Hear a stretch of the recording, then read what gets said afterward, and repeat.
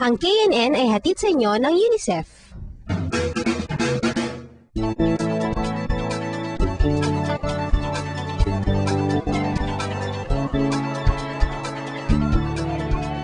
Naalala niyo pa ba na bumisita sina Apple at Paul sa Cambodia? Sila ay dumalo sa isang pulong konsultasyon para sa mga kabataan. At ngayong hapon, mapapanood natin kung ano pa ang mga naganap doon.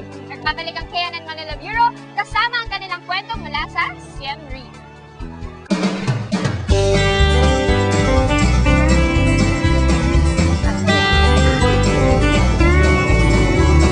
Sumabay kayo sa aming paglilibot sa Siem Reap at sumama sa pakikipahagi sa Children and Young People's Forum. Ganda umaga sa inyo. Pero hindi lang yon ang hatid namin sa inyo mula sa Cambodia. May mga kaganapan pang di dapat palampasin. Nandito po tayo ngayon sa Apsara Angkor Hotel upang saksihan ang 7th East Asia and Pacific Ministerial Consultation on Children na gaganapan ng iba't ibang leader mula sa iba't ibang bansa sa ating rehiyon. Ang East Asia and Pacific Ministerial Consultation on Children ay sinimulan noong 1991. Kada 2 taon, nagtitipon ang mga pinuno ng mga bansa mula sa Silangang Asya at Pasipiko upang talakayin ang kalagayan ng mga bata sa rehiyong ito.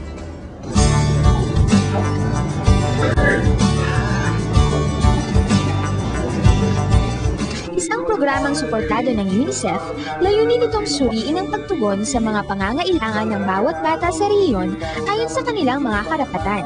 Sa ikapitong pagtitipon ng mga leaders nitong Marso, mga bagong hamon para sa ikabubuti ng mga bata ang kanilang hinarap. If we are indeed to meet the Millennium Development Goals and success in reaching every child, we need to address some fundamental issues that are at the top of the agenda for this week's work. Ang misyon ng grupong ito ay makabuo ng isang kasunduan na maglalaman ng mga planong magtataguyod ng isang rehiyon para sa mga bata. Pero bago simulan ang masinsinang pag-uusap, isa munang pampaganang handog ng Royal Kingdom of Cambodia. Nandito kami ngayon sa Angkor Thom. Ito ay isa sa mga pinakamalaking temple sa temple complex ng Angkor Wat dito sa Cambodia. Ito ay isa sa mga magagandang tourist destinations na pwede niyong puntahan sa Siem Reap. Nandito rin kami para sa isang dinner reception na host ng Cambodian government, kaya ganito ang mga suot namin. Isang ingranding hapunan ang masaya naming pinagsaluhan at bukod pa dyan, isang makulay na pagtatanghal ng kulturang Khmer. Dito na kami ngayon sa dinner reception. At nakikita niyo sa likod ko ang White Dove Dance, isa sa mga tradisyonal na sayaw ng mga taga-Cambodia na simbolo ng kapayapaan. Sa wakas ay panahon na para pakinggan ang saloobin naming mga kabataan. You can have many options in life, but unfortunately, not many students now see this. They only see themselves on a single track of education with that single goal. Sometimes they don't even know what that goal is. The government needs adolescents to help us out with this project. Now, without you, we wouldn't be able to do it. Young people actively engaged in talking about their problems, but at the same time brainstorming over the solutions. That's what we need to encourage. That's what works. We need to make the young people partners. What do you think about the response of the adults to the children? Tôi nghĩ rằng là trong cái diễn đàn này thì người lớn đã bắt đầu lắng nghe, biết cách để lắng nghe trẻ em và những cái câu trả lời của họ thì tôi thấy rằng là họ đã tôn trọng ý kiến và những cái câu trả lời của họ rất là phù hợp.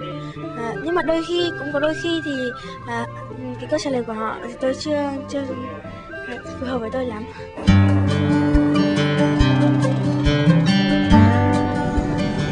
Bilang sa mga karaniwang issue sa Silangang Asya at Pasipiko ay ang hindi pagkakapantay-pantay ng mga kabataan.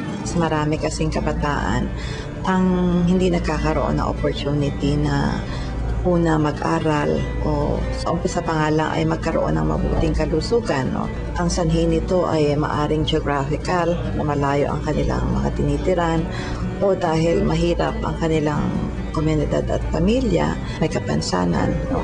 O mga sitwasyon like they are in armed conflict situation na nagpipigil no, dun sa pag-develop nila. Binigyang diin din sa talakayan ang paglaganap ng karahasan sa mga bata. Violence in any form violates significant rights of children. And in that sense, all children in all countries in this region are affected. Action should have concrete recommendations that should lead to a change of mindsets, a change of practice in the different societies where you find violence against children. Because a violent-free childhood can lead to a violent-free world. Ano naman kaya matutugunan ang mga isyong ito?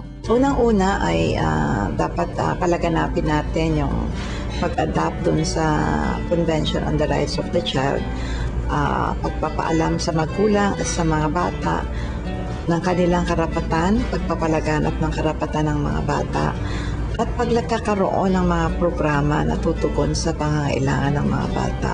Hindi lamang programa na pinapairal ng gobyerno, kundi ganun din ang mga pribadong sektor at ang business sector, no? Na sana ay may tiyak at na nakahiwalay na budget para sa mga kabataan. Maaring ang mga tinalakay na issue ay madalas na nating naririnig, pero dapat nating alalahanin na kapag ito'y napabayaan. Well, ang posibleng long-term effect nito ay ang pagka-waste ng wasted resources. Kahinahinayang naman yung human resource na yung mga bata, alam naman natin at sila yung susunod na lahi at sila yung magiging leaders natin. So we really have to invest, especially on children. Buti na lang pala at nagkakaroon ng ganitong pagtitipon.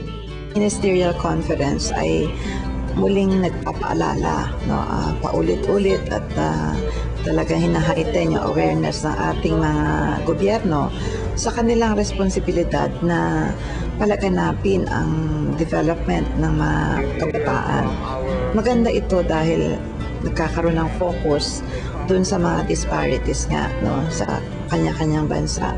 Nakakaroon ng pagre-report kung ano na ba ang progreso ng ating pagpapatupad ng Convention on the Rights of the Child. The attainment of the Millennium Development Goals is very much dependent on our success in prioritizing children. And it is dependent on us listening to and working with children and young people. Pagkatapos ng 3 araw na pag-uusap-usap ng mga leaders sa East Asia and Pacific region, nakabuo sila ng isang plano para sa mga kabataan. At sana, hindi lamang manatiling plano ang Siem Reap Declaration dahil kami mga kabataan ay umaasa para sa pagunlad at pagbabago ng aming sitwasyon. Pero mga kabataan, huwag lang din tayong umasa, kumilos din tayo. Dahil nasa ating mga kamay ang responsibilidad upang makamit natin ang isang mundong para sa mga bata.